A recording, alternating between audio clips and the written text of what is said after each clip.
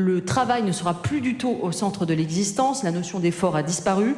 17% de ces jeunes seulement voient leur avenir dans un bureau. Moins d'un tiers acceptent l'idée d'un trajet supérieur à 30 minutes pour aller au travail.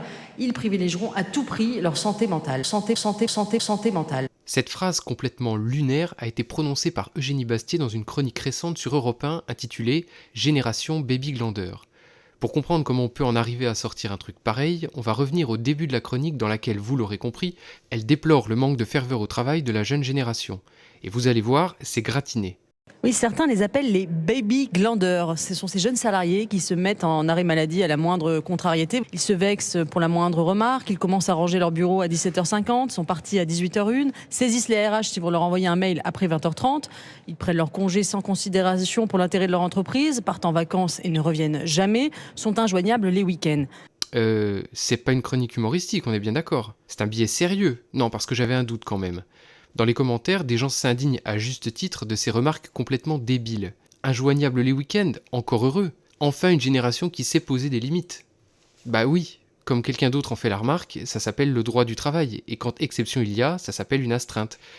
Une autre personne ajoute, 18h c'est très tard je trouve, comme si partir du travail à 19h était souhaitable. Mais l'Eugénie va encore plus loin que ça. Il est fini le temps où dans les banques d'affaires, les stagiaires pouvaient s'épuiser plus de 100 heures par semaine pour faire leurs preuves. Désormais, les patrons font très attention à ne surtout pas passer pour des harceleurs. 100 heures par semaine ? Ça fait plus de 14 heures par jour, 7 jours sur 7. Mais du coup, on a encore le droit de dormir, Madame Bastier ? Faut arrêter de raconter n'importe quoi, pourquoi pas 150 aussi ?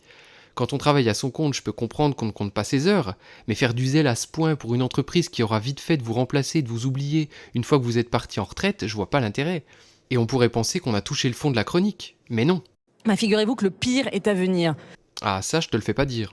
La génération Alpha, née après 2010, va arriver dans 3-4 ans sur le marché du travail. Alors là, ça va être un choc culturel.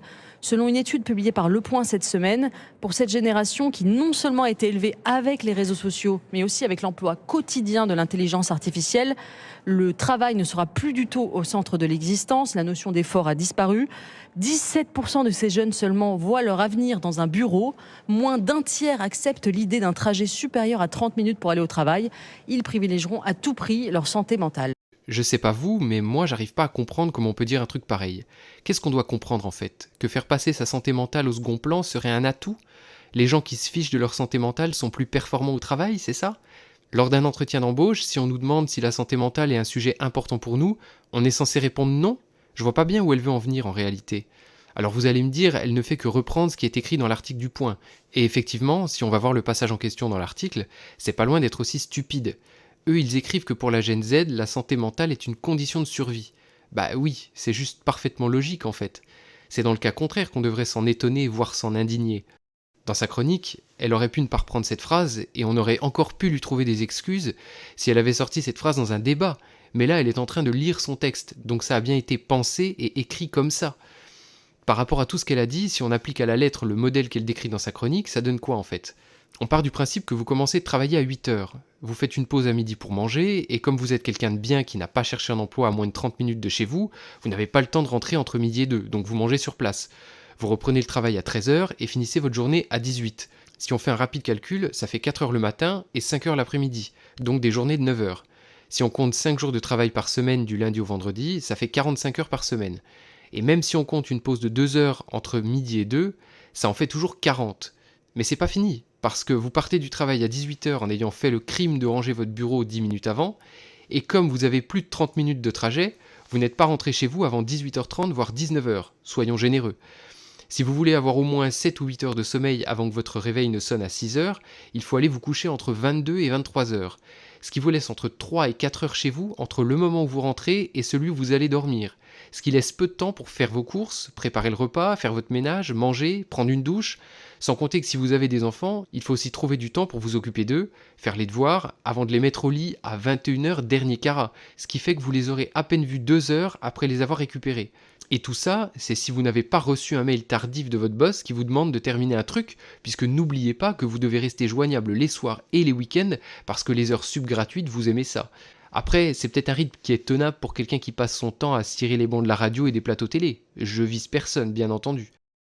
Si au contraire on part sur un modèle de 35 heures par semaine, ça veut dire que vous finissez votre journée à 16 heures. Et si vous avez fait en sorte de trouver un emploi à moins de 10 minutes de chez vous, ça vous laisse environ 7 heures avant d'aller dormir. Ce qui est quand même plus raisonnable que le modèle qu'elle essaye de nous vendre. À la fin de sa chronique, elle tente vainement de relativiser un peu les choses et nous explique que si les jeunes n'ont plus envie de travailler, c'est parce que le travail n'a plus de valeur. Le problème n'est pas seulement une jeunesse qui rechigne à l'effort, le problème c'est un pays qui ne sait plus transformer le travail en promesse de vie meilleure. C'est marrant, mais c'est toujours ceux qui transpirent le moins qui viennent faire la morale aux autres en leur disant qu'ils devraient faire un peu plus d'efforts. On pourrait peut-être faire en sorte que les salaires soient proportionnels à la pénibilité du travail, non? Par exemple, on pourrait rémunérer un peu plus les éboueurs et payer les éditorialistes et les députés au SMIC. Et je sais pas pourquoi, mais mon petit doigt me dit qu'il y aurait tout de suite moins de monde pour venir glander sur les plateaux télé ou sur les bancs de l'Assemblée nationale. Je me trompe?